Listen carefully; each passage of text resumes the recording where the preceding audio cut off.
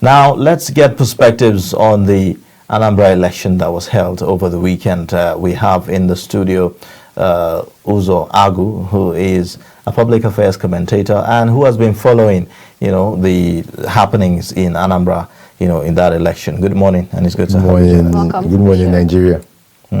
Now, that's an election that many people were watching from afar. A lot has been said about that election.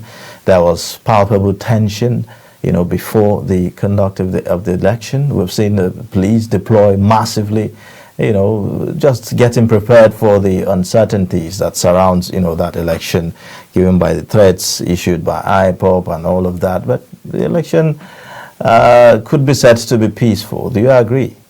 Okay. First of all, the people were cowed into not even coming out. Because as at Friday, I see reports that as at Friday morning, people were still leaving town. And then by the time I crunched the numbers and then looked at the total number of registered voters, which was like about 2.4 million, and the total number of voters that even turned up and got accredited, it was less than 10%. So we had between 9.2 and 9.7% voter turnout for the election. That's very poor, unexpected, isn't it? I mean, looking at all the things that have been said, I mean, it was already in view that this kind of voter apathy was going to be experienced. So it means that the presence of security in the state didn't really change anything. That is where people get it wrong. If you have to get in touch with the grassroots to understand. So Anambra, first of all, is a state where people don't depend so much on government. There are so many rich people there. There are individuals that do the works themselves. They build their roads, build schools, they basically do everything. Obi Kubana is from Anambra State. That's just an example. So you can understand that you have a state that is like people are a government of their own. So apathy for government, first of all, is there already. It's not a state that has the Anambra State has since 1999 never done up to 50% voting across board. 50%, whether federal, state, they've never done it. But for this particular election, from a lot of things are factors that caused it, from the IPOP agitations to the fact that they even hated the candidates. I'm telling you this on air, and it's not to be corrected. Within the APGA, there was hatred for the governor because they accused him of so many things. In the APC, the candidate that the APC brought, the people of the state do not like. In fact, there was at a point in time there was a campaign that was going on, anything but Andy Uba. It was serious. It was that serious. And then as at Friday, when I now started calling home, okay, what is going on? And people are like, in fact, that they are tired. That anything that they want to do, they should do. They are not voting.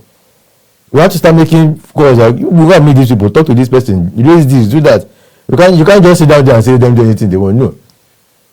It was even the phone calls on Friday that even slightly push people to come out and vote. And if you look at how the videos that came in from the election on Saturday, you see that APGA were winning and people were on the street celebrating. Because for them, we don't care who APGA brings, as long as it's not APC, there's no problem. Okay. Now, the International Society for Civil Liberties and Rule of Law gave a report on the Anambra election, saying that there was not enough security personnel in Onitsha and other parts, of Anambra State. Is that true? They will have to say that to the face of the Inspector General of Police and the Commandant of the National Civil NSCDC and the army people, because the police alone deployed, according to them, 35,000 policemen. So if 35,000 policemen was not enough security for Anambra State election, you are not telling me that 35,000 is not enough, or the IG lied. That is where these people should. That I won't say that, because Onitsha, there are two places that even did not bring out so much votes. Onitsha and then the capital, Oka itself. Oka, the number of votes that came out of Oka less than 5,000. Less than 5,000. Capital city. Okay. Now, would you say APGA, having this large number of votes was expected? Yes. APGA is a sentimental party in the state. It's the party of Ojukwu, and Ojukwu is their hero.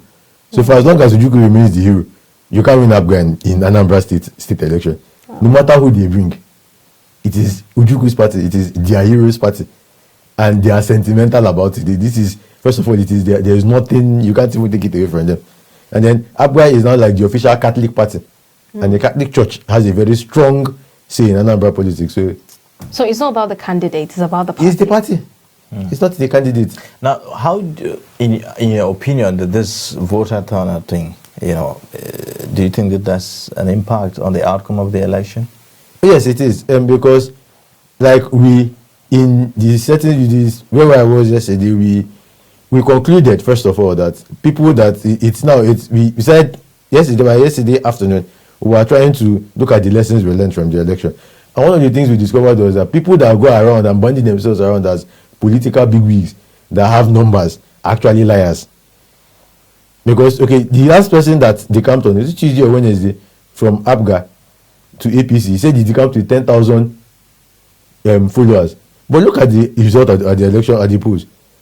The APC candidate won his primaries with 230,000 votes. Where are the 230,000 people that voted for you in the primaries? We can't find them. So at the end of the day, every political party should learn from Anambra State that noisemakers will be noisemakers and politics is grassroots. Very strong point there. Very strong point. Now, what do we know so far as far as the outcome of the elections and the submissions made by the collection officers? Okay, so about 15 minutes past midnight this morning, is that the INEC REC made her submissions. So 20 out of 21 local governments have been announced, with APGA taking 18 out of them. But the last local government, there were no elections because, of course, it was alleged and proven that the electoral officer absconded with 41 of the 42 result sheets. So she has requested that a supplementary election be held on Tuesday before she can now finally make her final submission. So that's where we are now. So Ihiala local government, there was no election in there. Somebody technically absconded with the electoral document. Who does that? So do you have an idea, or what do you expect from Ihiala? Okay, that is going to be funny, because right now we have the numbers. APGA has 103 plus thousand, PDP has 51 plus thousand, APC has 42 plus thousand, and YPP has like 20 plus thousand. So this is where the problem is. And that local government, the local government that has registered voters of 113. So except all 113 people plus 113,000 people plus come out to vote, right? If that is the case, then it might be dicey. If the same apathy we saw play out, that played out on Saturday, still plays out in Ihiala, then APGA has just taken the day.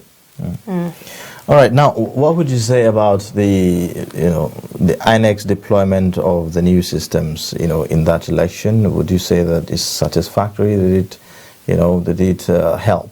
Okay, so INEC has to really do something. This is for me now. If INEC, I would not say this as a consultancy, but let me just help the good professor. So, first thing that he should have understood, or we understood, that the people that were trained to man the machines absconded before the time out of fear. That means INEC in itself was not even, with the guarantee of safety of INEC on their staff was not binding. In fact, we saw it play out. We saw it play out in the Anambra North local government, where the coalition officer was holding the funds of the police people that were deployed to the local government. She didn't pay them in the morning. She was waiting to pay the DPO. And it cost a whole lot. In fact, they are the ones that delayed the process. So INEC needs to, I don't know how they are going to do, but you need to review their staff and review it properly.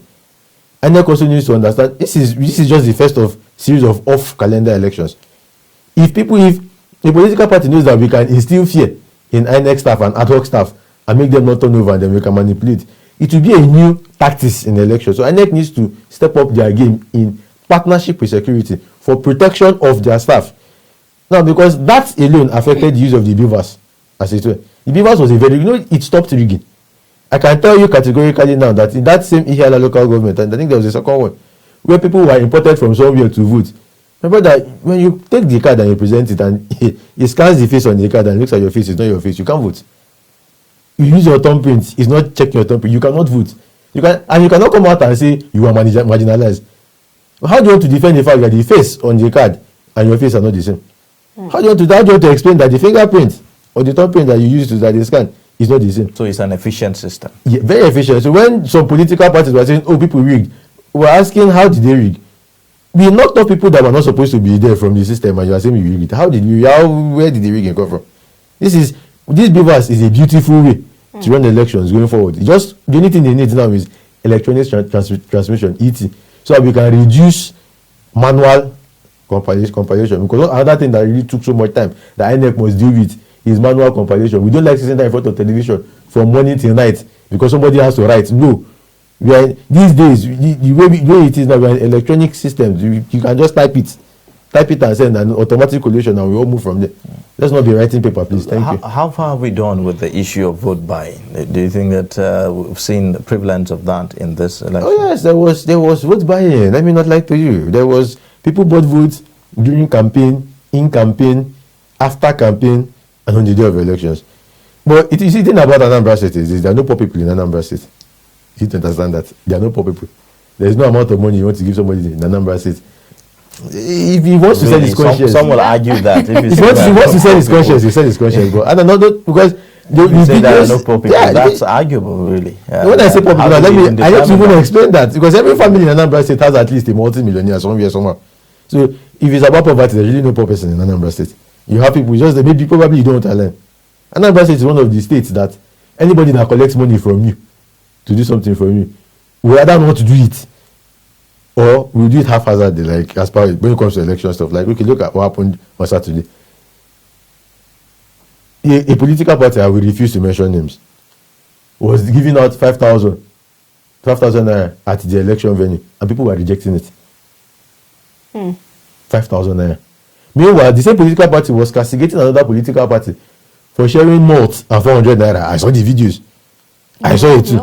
We saw and then, and at the end of the day, the party that did not share anything was the one that is questing to the victory. So you look at it.